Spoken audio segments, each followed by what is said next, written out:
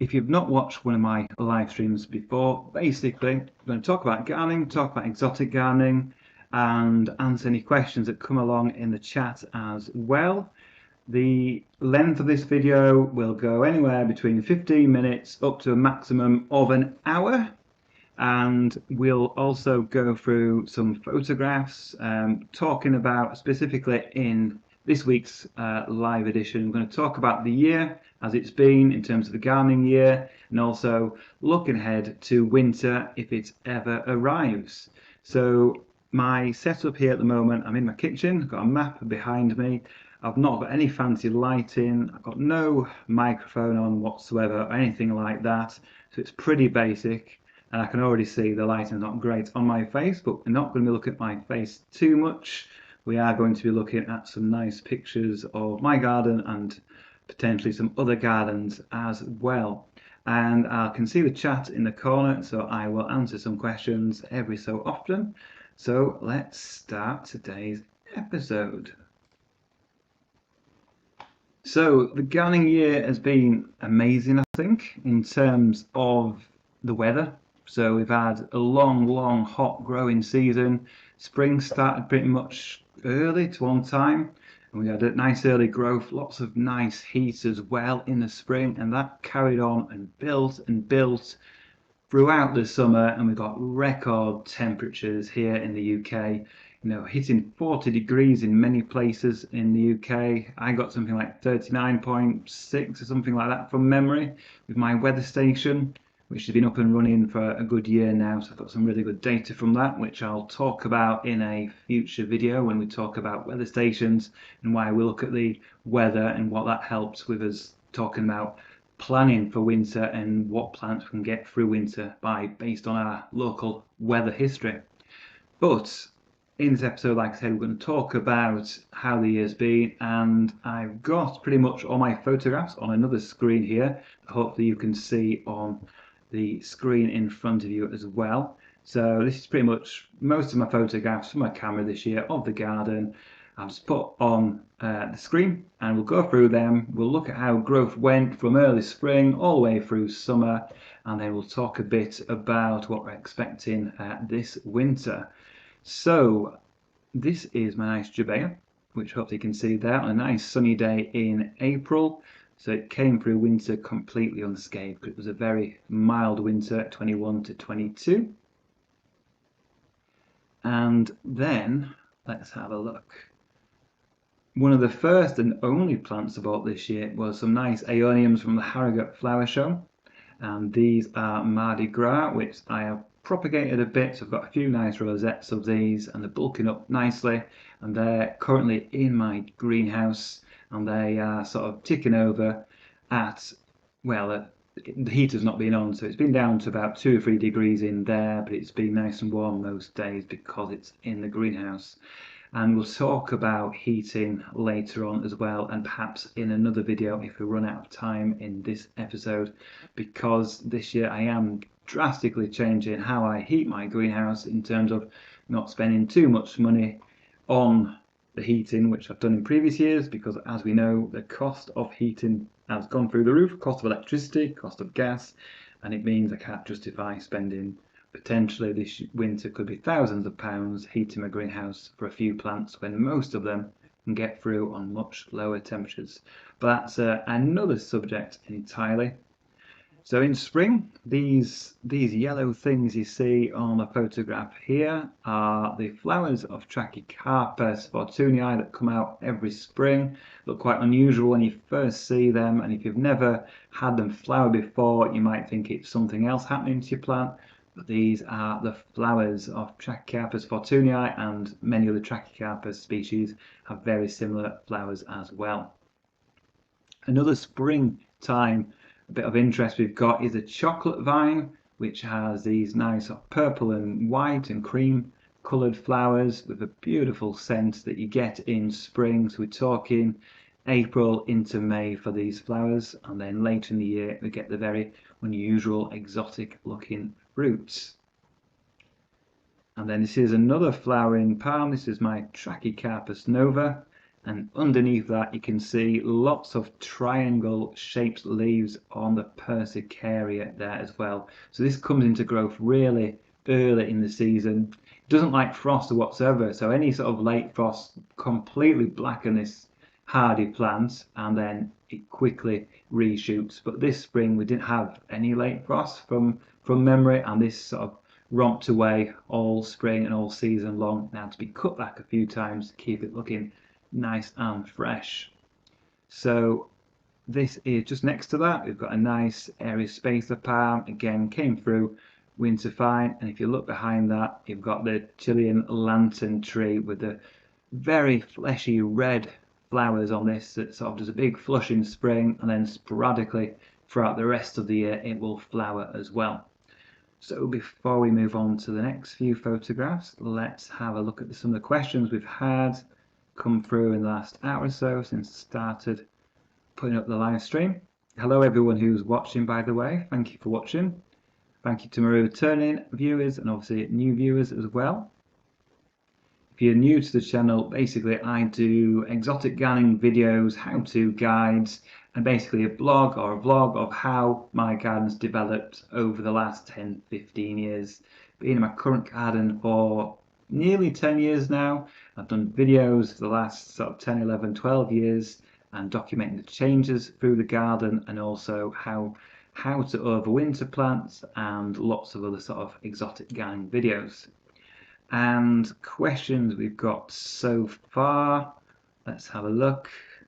We had a question early on about Scheffler taiwaniana, which is the hardy umbrella tree, and the question was, do we need to protect it over winter? And the answer is pretty much no. It is a hardy plant, so as long as it's established in the ground, that will get through winter, pretty much all winters, because it's fine down to -10 at least, probably quite a bit hardier than that as well. It's not been tested many times below -10 in recent years, because the UK has not had many below -10 winters where people are growing Schefflers. So it is, yeah, it's a hardy one. If it's in a pot, I would say keep it somewhere a bit protected by the house wall, or maybe in a cold greenhouse, because you don't want the roots to freeze really.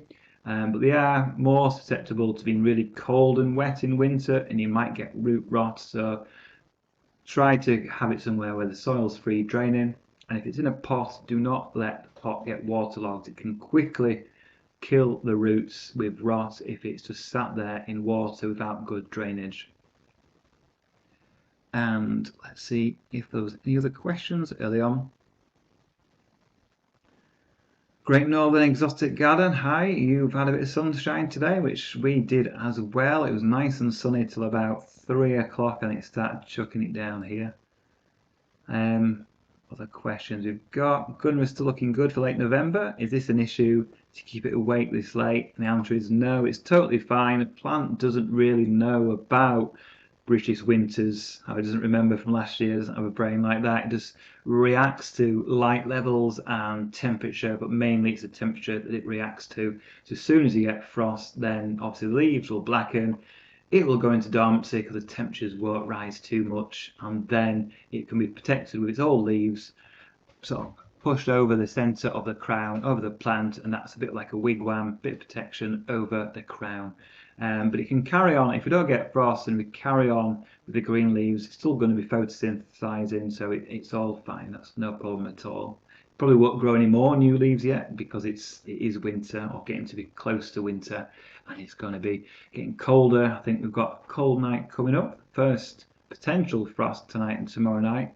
We've had no frost yet at all. I think our lowest temperature was about 2.5 degrees, so it was bordering being a light frost, but we didn't see any noticeable frost on any roofs or cars or anything like that. Another question was about Miscanthus giganteus, and Miscanthus giganteus, huge tall grass that I grow in the garden in a few places, and whether or not you can cut it down now. Yes, you can cut it down now, but I like to leave it until the end of winter, approaching early spring, so you got a bit of interest in the garden, and also somewhere for sort of insects and things to sort of overwinter in the base of the grasses, but you can cut it down now as well if you wish, or you can leave it basically all the way through to mid-April, I would say, before the new foliage starts appearing. So you can just completely cut it down to ground level then before the new leaves are coming out, so you don't cut off the new leaves. And we have a question about tree dahlias and do they need supporting. They are less likely to need support because the stems are so big and so thick, and they're pretty robust. If you grow it somewhere quite sheltered, they shouldn't snap, but they can lean quite bad if it's a particularly windy location. But you can stake them if you wish. I mean, they grow so tall. You might have seen my video released a couple of days ago, or yesterday I think it was, on tree dahlias and how to grow them, what they look like. I didn't stake mine, but they can lean, like I said, so you might want to use a very big stake, a bit like staking tall sunflowers. Okay, so let's go back to some of the pictures and we'll sort of look how the year's gone on. So early on in the year, so you can see all the palm trees along the fence line. This is before all the summer growth has started. So all the dahlias and cannas in the ground in front of my palm trees aren't showing at this time of year. This is back in April, so you can actually see all the different trachcarpus species. And I'll be doing an updated video on all the trachcarpus species. There's about 9-10 of them. They're all growing happily in my garden, but they're basically hidden somewhat by all the foliage plants like the bananas and the cannas that are still looking good because we've not had any frost. This is what they look like back in April. This is the most tender type. This is Martianus, and the brick there was basically because it had bad root formation at the base. Roots were on one side, so I built up the soil around the base, put a brick on one side to give it some support about 2 years ago now, and it's actually rooted really well all around the base. So I don't need that brick there, and it's really sort of growing well because it's got good root attachment all the way around now. This is the Trachcarpus tachyle. This was early May then, because I've just planted out one of my onset bananas. You can see in front, looking not brilliant at that time of year because it's overwintered dry stored in the greenhouse, and it's just got one leaf appearing there, but it was very quick to unfurl new leaves. And this is more Trachcarpus. More Trachcarpus. This one here, that was a flowering Trachcarpus princeps hybrid. More Trachcarpus princeps there, quite a slower growing palm tree. It takes a long time to really get going.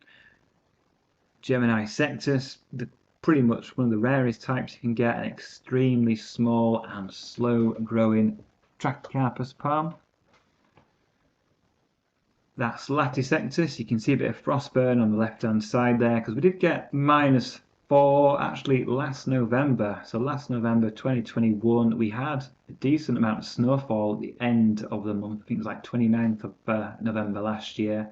We got down to -4 on a couple of occasions, so we did get some frost burn on the plants there. And this is, what's that one? That is Nanus. So again, very slow, very sought after one because it's very rare now to find this. But there are a few seed sellers that will be selling these. I think I saw them this summer, and hopefully next year they'll be selling the pure seeds of Trachcarpus nanus, because quite often you find the hybrid ones now. This is a Scheffler in spring, so you can see all the mature foliage at the bottom and in the middle of the plant, and then coming out the top there you can see all the new leaves flushing, very pale green, very upright, and over a matter of sort of 2 or 3 weeks they'll open up and then harden up over a few weeks, and then the plant almost doubles in size with just one flush of leaves, and then throughout the summer they'll get intermittently some extra leaves coming out. It's that big spring flush, that's when you get the most of the leaves. And this is my other, bigger Scheffler macrophylla. A lot of people find or believe this is not hardy, and I would say it's not truly, hardy everywhere, but it's half hardy to hardy-ish in mild locations. In my location, it's borderline, but it's seen -7 and it's not died. So for me, it's getting towards hardy in my location. It's survived 3 or 4 winters here. It's survived, I think, a couple of winters higher elevation in Bradford. It got through winters there fine, so I found it's pretty hard here. Just going to jump onto the questions, make sure I am not missing lots, and make sure people can still hear me as well. Yeah, there's plenty of questions there. Wow, I will try to get through some of those questions whilst I also try to show you some of the pictures of how the gardens progress through the year as well. So let's go back to the photographs. This is a loquat tree. Underneath you've got a Trachycarpus latisectus again. It was planted there for extra protection from the loquat tree so the leaves don't burn as much, and it pretty much got away with it last winter as well. That's the Gunnera on the right hand side, and then we've got an Aralia in the centre. And this, I'll go a bit slow on the next few photographs so you can see what the garden, or this part of the garden, looks like in early spring. So this basically is where I've just planted out the onset bananas in early May, because it was a very warm spring. I planted them out a little bit earlier than I sometimes do. Sometimes I'll wait till later in May, and sometimes the first week of June if I've not had time. But here you can see a few. And you can see they've only got 1 or 2 leaves, look quite small. There's a lot of bare earth, and that's where I planted lots of other plants for summer bedding. Let's go through a few of these. Yeah, lots of nice plants. These are all evergreen, so these are looking good in spring. Briar and Marta there, Cerifera there, bamboos. That's Trachycarpus aureophilus. We'll whiz through these. Oh, I'll just mention that because it was mild, and like I said, the worst was -4, then the tree ferns, this is back in early May, remember, the tree ferns kept all their leaves, didn't get scorched at all because I've got overhead canopy in this location. So that's why when I do some of my talks talk about evergreen plants, and I include tree ferns as being evergreen, because in mild winters they are evergreen, and as you can see here, there's about 5 or 6 of them, and all kept their leaves. That's another view of the tree ferns, looking good in spring. And the Tetrapanax there, that is just unfurling its leaves back in April and May. We'll just zoom through all these. That's basically in spring what I did was, when all the hardy plants are not covered over by the big showy plants of summer, I took photographs of everything so then I can monitor the growth when I look back on the photographs every year. So there's plenty of evergreen plants. We'll just zoom through all the palm trees. And then this is the view. It doesn't look great at this time of year, so this is when I planted out the onset at the back there. We've got the blue bamboo before it's flushed its new canes centre right, and then all those tiny little plants at the front there. You can see we've got irisenes there. We've got some colocasias planted out as well. And these are just overwintered cuttings, so they've been overwintered and then rooted, and then they've just been planted out as very small plants once the chance of frost is out of the way in May, but then they quickly bulk up. And there's another view of those. You can see the colocasias there as well. So in spring, some of my garden doesn't look particularly great because it's all plants that are quite small and yet to see them. And all the ground there, all the bare earth you can see in that photograph, that was where the dahlias and the cannas come through. So you can't see any cannas there, and they all came through later on. That's another view as well. And another view, so you can see a lot of bare earth in the first half of the garden. That's a flush of the Scheffler on the left hand side. You see it's progressing a little bit there.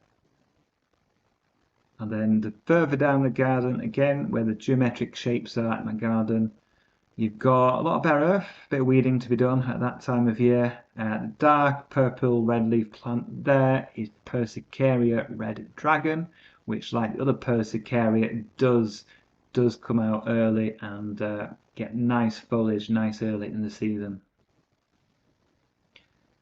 And these were some nice aeoniums. I bought some quite nice aeoniums and symponiums as well. So sempervirens crossed with aeoniums, which should have some hardiness.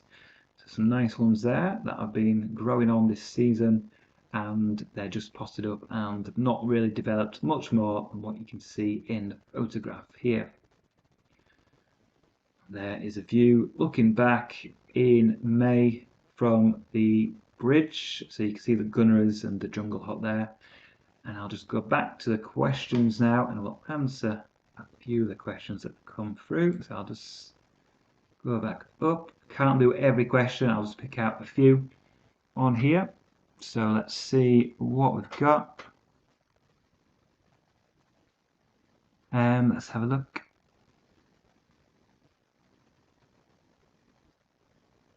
So Stuart Simmons asks about the Chinese yellow banana, Musella lasiocarpa, and it's exploded into growth this year. It filled a big garden trug. How should I help it through winter here in Shropshire? From what I know about Shropshire, it gets pretty cold in winter, so I wouldn't advise leaving out this banana. I would definitely bring it somewhere frost-free, and it can take down to below 0, but I don't like it to go really dormant. I don't like all the foliage to be blackened off. It can be really slow to get back into growth in spring, so I like to keep it frost-free. So if you've got somewhere like that, so a greenhouse, conservatory, anywhere where it's not too warm, not too cold, and it can keep some of its leaves over winter, it'll give it a bit of a boost and it will grow away well next year. And I've also found with Musella lasiocarpa, it's not a big growing banana, so you don't need to grow it in the ground. I've found growing it in a big pot, a trug, is fine. I've had mine flower from quite a small container. I think it was something like 15 litres, something like that. And it did a full life cycle of growing its leaves, producing a flower bud and flowering within 2 to 3 years from a small plant. And then it dies, and then you have the offsets, which you can propagate for more plants as well. And it's amazing when the flower, big lotus-like flower, bright yellow flowers, and then you get the tiny little bananas forming behind. So yeah, I wouldn't leave it outside. Next question, let's go.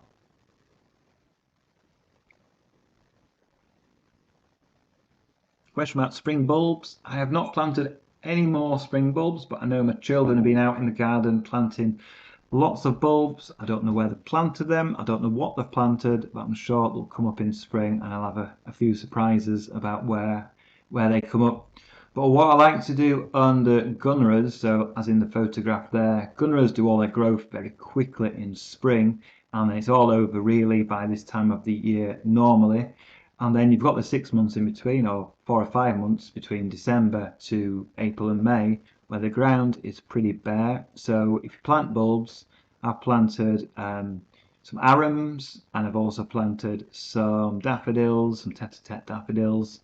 They will come up, do their nice colourful display in spring before the foliage of the gunners come over, so you can multi-use the space that way, and you get best of both worlds, some interest all year round where the gunners are.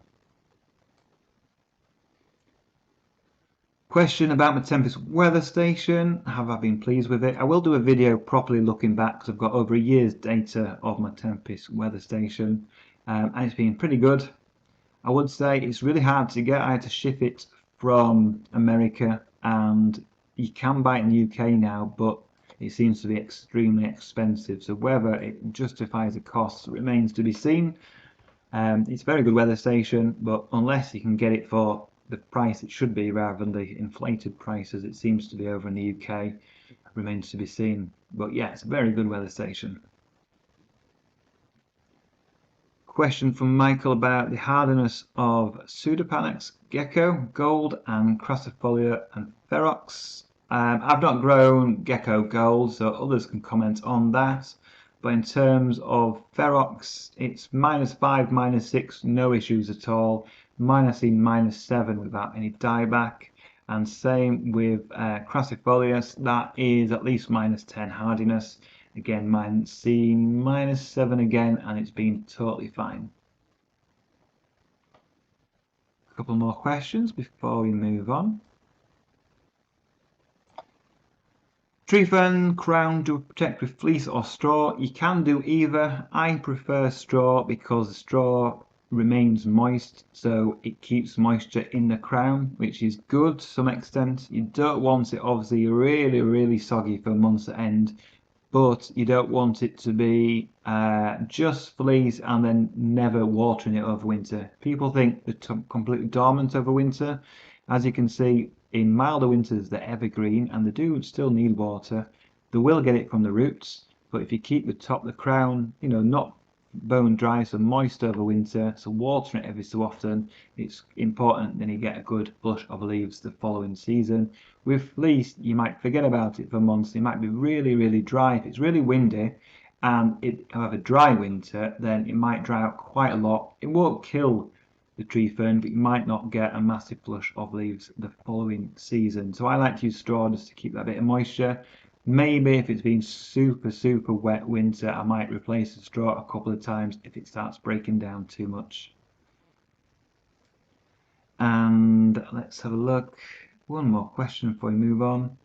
What feed do you use on tree ferns? I don't feed the tree ferns really. I mean, loads of dead leaves fall in and around the tree fern and also on the ground. So a bit of nutrition from the old leaves. So in terms of the tree fern leaves, the eucalyptus bamboo leaves, they all break down in and around the tree ferns slowly over a few years, and that will add enough nutrition.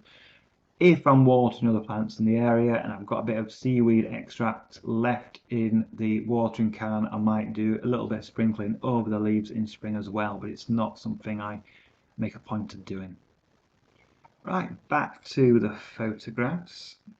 And we're half an hour in already, so we're definitely not going to get through all my photographs in the next half an hour, but hopefully we'll get through the majority of them. If you keep seeing me look across to my left or right, it's because I've got another screen where I can see the photographs better. Oh yeah, then I had a trip down to Wisley this, I think it was June. We had a nice trip down to Wisley and I took thousands of pictures, so we will skip through most of them. If you've not been down to Wisley, I would strongly recommend you do if you're anywhere near that part of the world, down the southeast. And the photograph you can see there is a very tall specimen, unusual in fact it's so tall, of Chimerops humilis, the European fan palm that you normally see as a shrubby palm tree with lots of trunks. This was a single trunk and very tall indeed, but it's been grown under glass. That's a better view of it. You wouldn't think that's a Chimerops humilis because of the way, the form of it, but that's what it is. Lots of nice ones. Lots of plants, unusual. And did a video actually of my visit to Wisley, so you can see the exotic areas of the inside, the exotic houses, and also the exotic plants grown outside as well, which are equally as interesting, I think. I took a lot of photographs that day. We'll just whiz through these before we get to my garden again. Oh, the jade vine was gorgeous. That was really nice. I mean, you don't see sort of bluey green flowers like this very often, and it was in full bloom when we visited back in June. Lots of bromeliads, caladiums, big water features, ground cover, all sorts of things. Oh, that's a good one.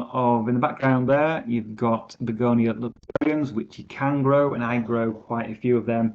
They grow outside in the summer, and then in winter I bring them in, keep them above 10 degrees. So it's one that this year will go into the house at some point. It's still in the greenhouse and one's still outside, so I need to bring them in so it's they don't get frosted.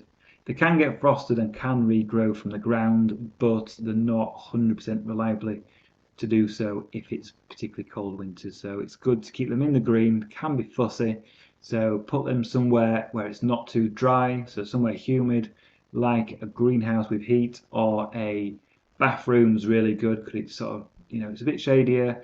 It's nice and humid, so it won't be crispy. It won't make the leaves crispy, and we'll get through winter. Only to overwater it. Like I said, it's a little bit fussy over winter, but it rewards you with this sort of palmate foliage, unlike any other begonia that we can grow. What else we got here? Lots of things. We've got some. You might recognise some people in the right corner of that photograph there. I think we've got Dave Brown, we've got Kev Spence, amongst others in there, amongst the foliage at Wisley. Right, let's whiz through these. It's an amazing place, definitely well worth visiting. And then the outdoor area is really good. So this is the new sort of exotic garden I've got outside on like a geometric pattern of paths, a bit like mine geometric paths, but lots of exotic plants growing really well now, including obviously fatsias there, and the ferns and the palm trees. Cannas looked a bit ropey. I think some did have the canna virus, unfortunately. But there are loads of tetrapanax. They're a nice washy growing tall. Ricinus everywhere. You might have seen actually, I think it was a Welsh local paper picked up a story of somebody who complained to the local council about ricinus grown in a park, because yes, it is an extremely poisonous plant, but they made a whole new story of the fact that there was this extremely poisonous plant in a local park. I think it was in Wales. And to be honest, this has been grown in bedding since Victorian times, and it's grown all across the country. And you don't hear lots of cases of people dying from walking in parks and touching this plant. As long as you're careful, you don't eat the plant, then you should be fine. And that goes for children and pets. Obviously, don't sort of actively encourage people and children to be picking the stems and leaves of this. Definitely just be wary of it. It is extremely poisonous if you consume the seeds and the flowers, but just generally brushing past it is no issue at all. And then the next plant, this is a daylily, which is the opposite. That's totally edible, and you can eat that if you wish. This is worth stopping and looking at. This is a variegated Trachycarpus fortunii, which is sort of back of a border, so you can't really get in and have a good look at this. So I had to zoom in a bit, and you can see the yellow variegation. So pretty rare. There's a few of these about, but not many. And if you grow this in the open ground in the sunshine, it does burn quite a lot of variegation, so you need it with filtered light or somewhere a bit shadier. That's a better. Eucalyptus trees were good. That's me with scales. You can see how tall they are. Lots of beautiful tree ferns there as well. Posing for a few photographs. Zoom through. Bananas, musabaju. Massive tetrapanax there as well. Probably familiar, if you've seen any pictures of Wisley, you've probably seen the ones of the formal ponds and the house behind. We've got some interesting yuccas. I didn't take too many pictures, but quite a large arid section with lots of yuccas in as well. Get through all these. Massive gunneras.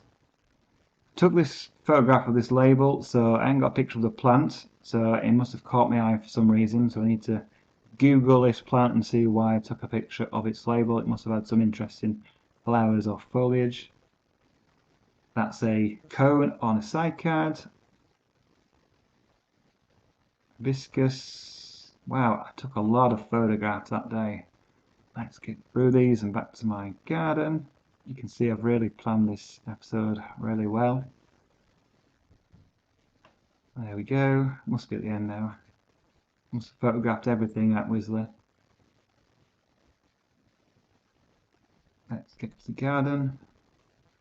Oh yeah, I did see a familiar face. So it is the George from George's Jungle Garden.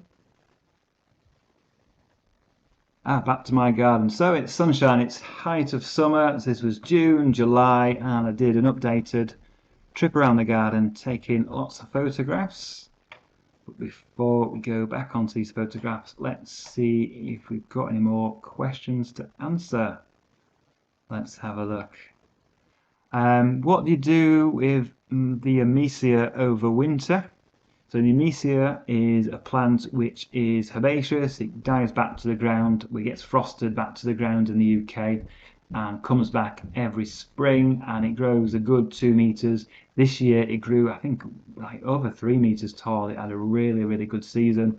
Really unusual leaves with like an indentation in them, and they sort of like flutter around as well before dusk, and yellow pea-like flowers. Lots of people ask me questions about this plant, especially on the open days, because it is very unusual.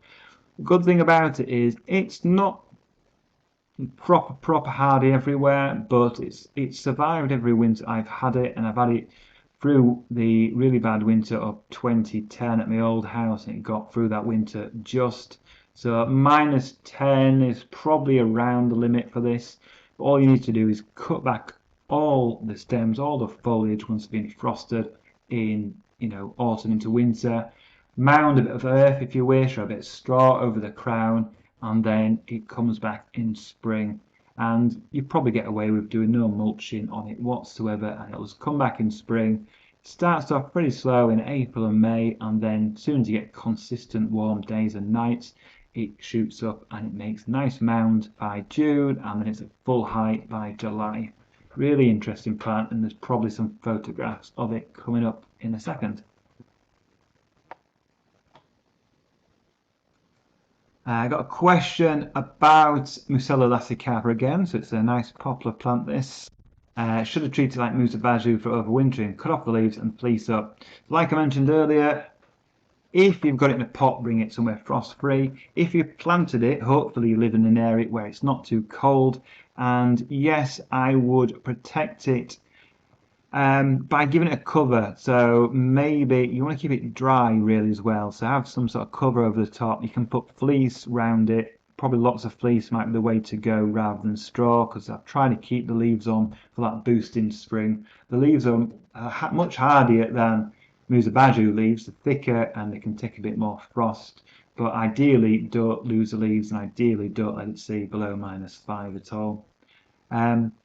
What I was going to say about this plant, basically, yeah.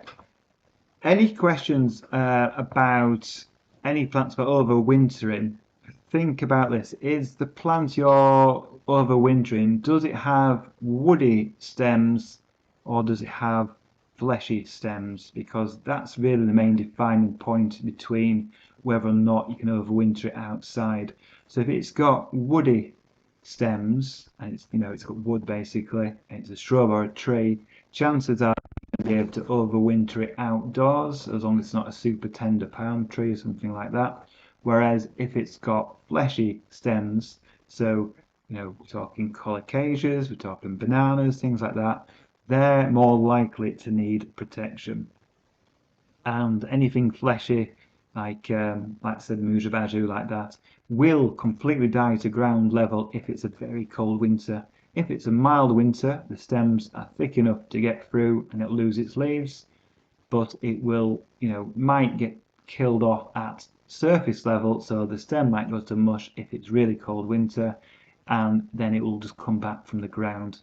But not all plants can do that. Some plants, if they get completely mushed, if all the leaves and stems get killed by frost, they might not come back at all. So we're talking about the tender colocasias. That's why we lift them early in the season before the frost come, so that they can be overwintered somewhere frost-free or warmer in the very tender cases of a lot of colocasias. Some exceptions to this, the pink china ones I leave in the ground, but all the foliage and stems do go to mush. Right, back to the summer photographs of the garden, see it develop. So earlier on we saw the garden and it was quite bare in places. So hopefully now we can see some growth. So you can see the lower part of this photograph here, you've got the same plant we saw earlier flushing. We've got the hardy umbrella tree, the Scheffler there, Taiwaniana. The leaves expanded now. There we go, talked about the Amesia in a question just a minute ago. You can see on the right hand side background Below the palm tree, that's the Amicia back in early July, so it's got to approaching 2 meters tall by that point, and it went on to get to about 3 meters sort of by August. It carried on growing.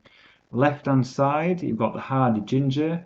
That is Hedychium forestii, with the biggest leaves you can get on a hardy ginger. And because it was such a warm spring, these got going much earlier than normal. Quite often they take a long time to get going, gingers, although this one, forestii, comes out the ground, shoots earlier than other gingers anyway, but had a good boost this year because of that heat we had in spring and summer. And look at the foliage. So we've got the dahlias, and the dahlias, these in the photographs from May, so a couple of months before these photographs that were shown earlier, you couldn't even see any dahlias or cannas.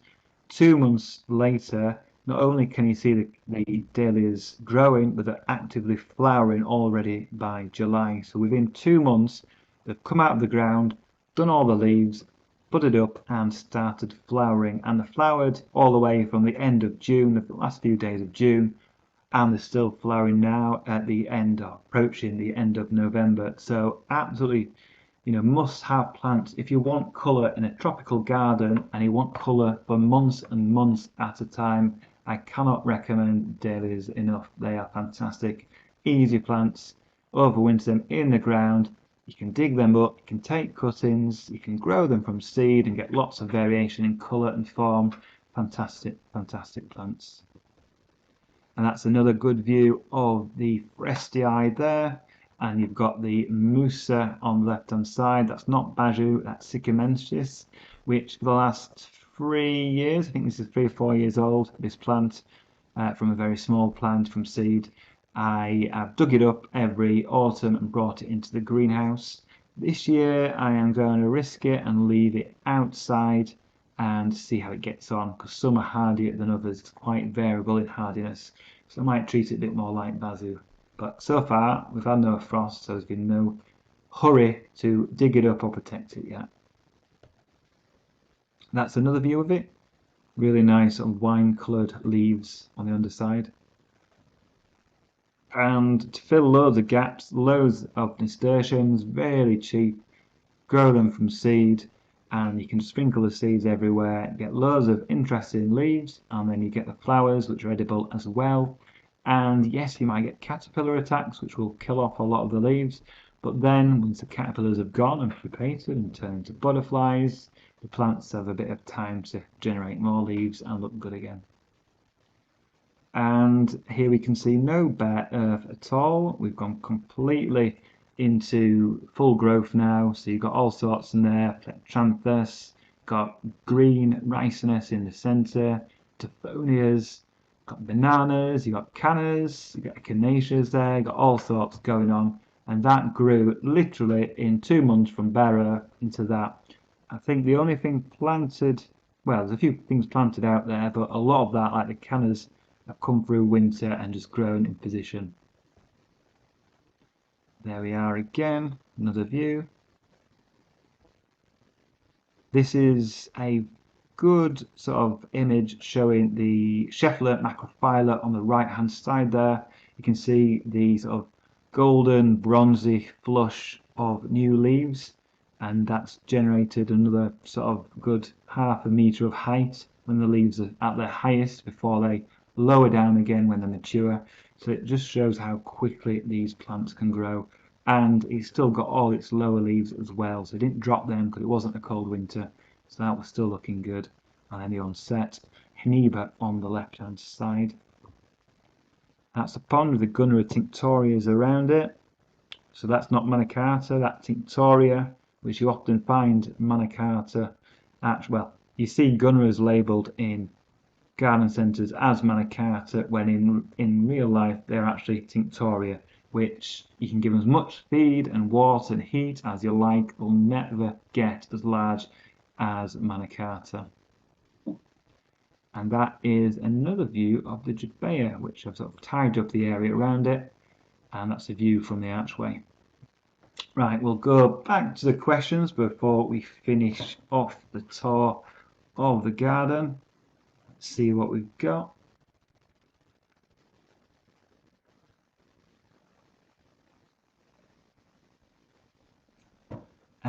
Do that question, let's see that one.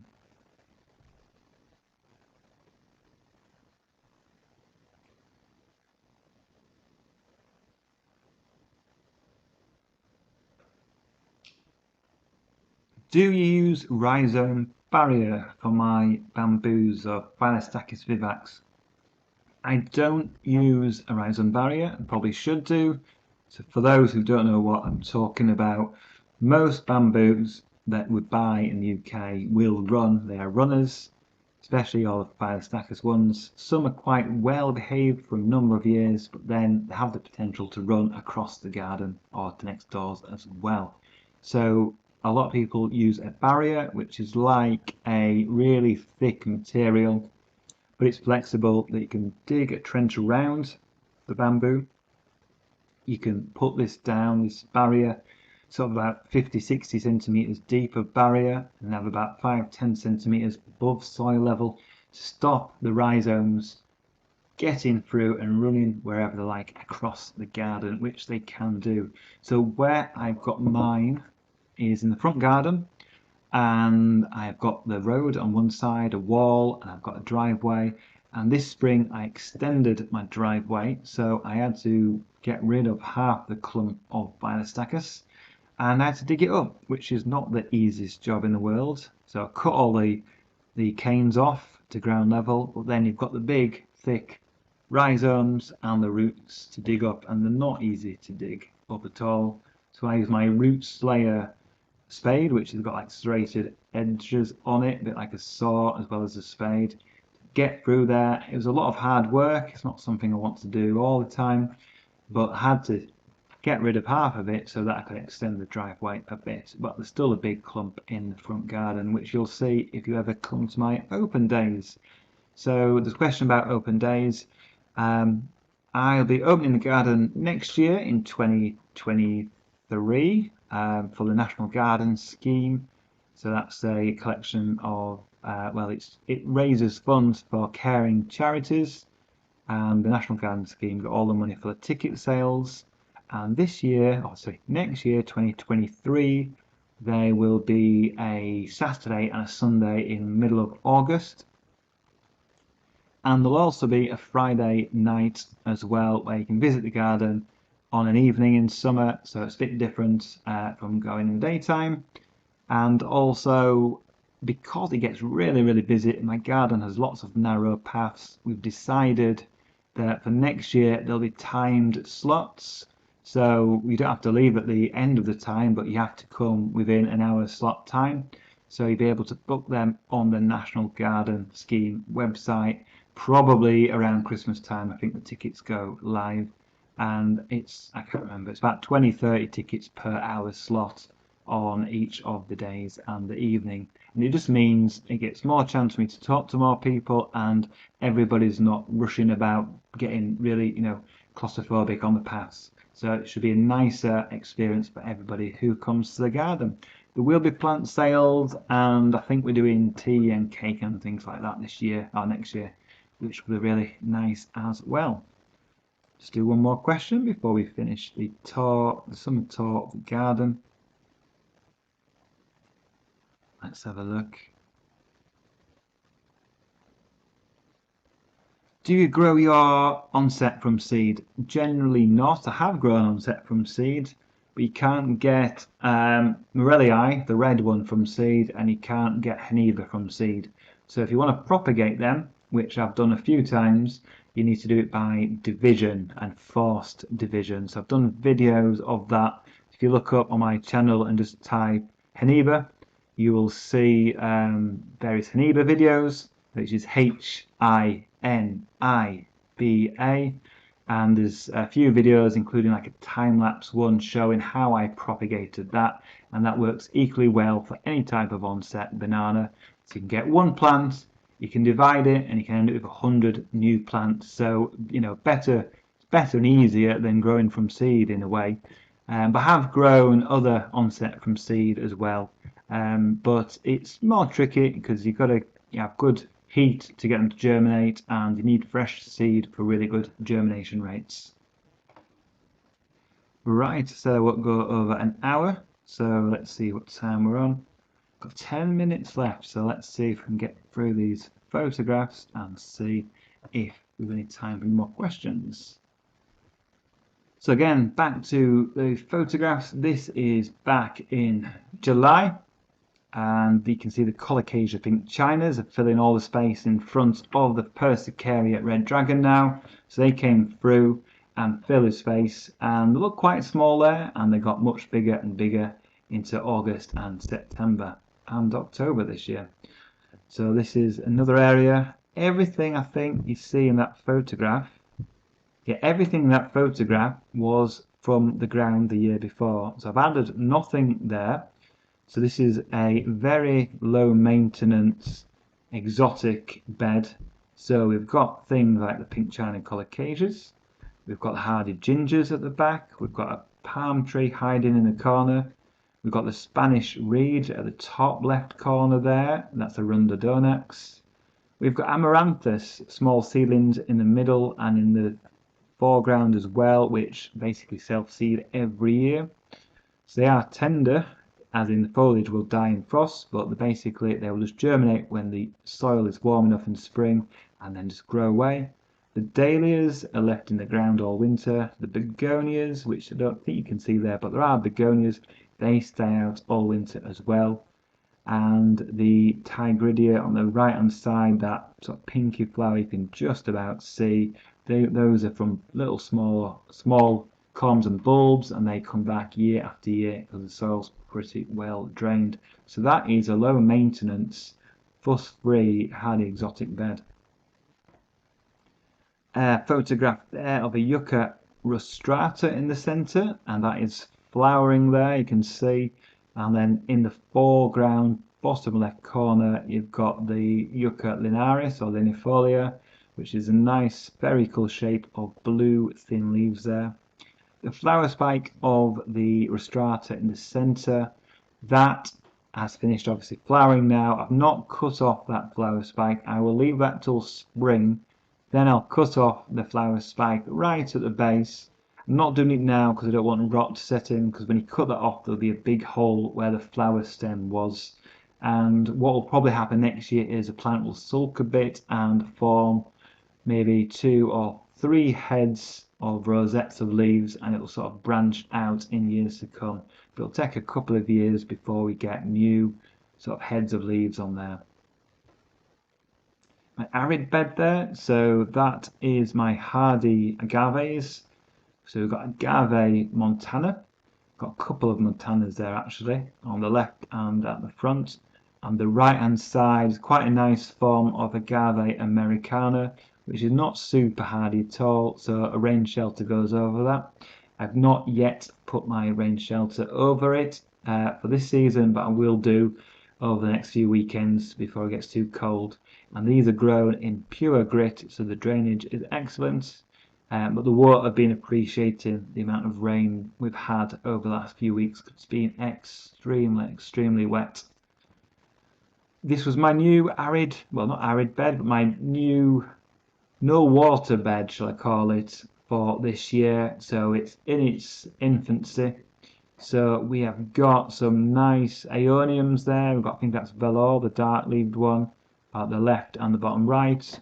Loads of other aeonium blushing beauties there, which we've now been dug up and brought into the greenhouse, but they're out from sort of end of April, May, up until last week or the week before. I think I dug them all up. And we've got a couple of agaves. The one on the left is half hardy, it's Americana variegata, and the tiny one you can't see but is there behind a flower on the right hand side is truly hardy, and that is a very small agave of Atifolia, or the Wales tongue agave, which will get huge. So the plan is for these 2 or maybe just 1 agaves will basically cover this bed in years to come when they grow bigger, and obviously then I won't be replanting the aeoniums because there won't be space. And this bed didn't need watering at all year, which is good because it's meant, you know, we had the hosepipe ban later on and I didn't have to water this part of the garden. That's another view going back. You can see narrow paths and you can see the flowering yucca there as well. And then we've got the Eucomis coming into flower in the centre. These bulbs, these are hardy Eucomis bicolor. They come back year after year. I've been growing these for 15 years now. You can get the bulbs relatively inexpensive. You can do leaf cuttings to bulk up supplies, or you can get the bulbs and plant them around the garden. And they have these tropical looking flowers, little tufts of leaves on top of the flowers. Looks a bit like a pineapple. That's another arid bed. So we've got the yuccas, Dicillarion, and the European fan palm in the background there. Got a plant for the first, I grew for the first time this year. The dark leaf plant is a perella, which is a Japanese herb. But I grow it for the dark leaves. Grew from seed, came up really easily. And it did really well, and I'll definitely be growing that again because the seeds were so cheap to get. Nice ricinus there. And that is a view which you might have seen on my latest blog on my website. I did a blog on onset bananas, and this is a photograph I chose at the top of the blog with the dahlias in front as well. So that's one of my favourite sort of views of the garden, where you've got the colour from the flowers of the dahlias and the dramatic foliage of the bananas behind. And colocasia, that's colocasia mammoth, so that's really big leaves. And then you've got the irisine behind, and currently irisine I've got as cuttings. I'll quickly show you because I'm sitting in the kitchen. Like I said, I'm not heating my greenhouse too much this winter. We'll do that in an upcoming video, but I've got cuttings. So here, let's spill it. There we are. Just got a little plastic tub, plants there, the irisine I've got in this tub, so I've got various types in here, and they've already rooted. Well, they've rooted really well in here, so these need potting up now. I've put these in pots and they'll stay on the windsill over winter rather than heating the greenhouse. And we're coming up to the hour, so we'll quickly finish this because I don't want to do over an hour. Oh, this plant will mention, this is Coffea ignea, I think it is, the cigar plant, and this was flowering back in summer, and it's still flowering now, and it looks just as vigorous and healthy as it did in summer. It's been literally millions of flowers on these plants. They've got bigger and bushier, fantastic plants, and I'll definitely be growing those again. And I think this is probably the last photograph. This is the view as you step out into the back garden with the cannas in the centre, musifolia, or banana leaf cannas, and the onset bananas, and everything else as well. So that is the view at the start of the garden in summer, and this is something I will replicate and improve upon in future years. And by using these sorts of plants, you can change your planting schemes, you can move things about, and you can change it every year. So that wraps up looking at the garden tour. I said I was going to talk about winter. Basically, we've not had winter yet. It's been very mild, and hopefully it carries on being mild, because, you know, looking at the overall temperature for this year for the UK, it's actually, I think it's either going to be the warmest year on record for the UK, and if we have a mild December, we might get an average temperature, CET temperature of, it could get towards 12 degrees. I think it's about 11.4 at the moment, the average temperature for the country for the whole year. So that's basically what the temperature is monitored every day, averaged out. And if we get to 12 degrees, it actually classes as a subtropical climate, which is pretty amazing because we're in the UK. I don't think we'll get quite to the average of 12 degrees because it will get colder in December. That is pretty amazing, and it's probably pretty worrying as well if the temperatures are rising so quickly and by so much. So, thank you for watching this edition of Exotic Gardening Live. I will be doing probably these quite often on a Sunday evening, I'm sorry I didn't get through all the questions. I've got all the questions recorded here, so I'll try to answer more afterwards as well. And we've got plenty of content here for future videos. Thank you ever so much for watching. Join me next time. Bye for now.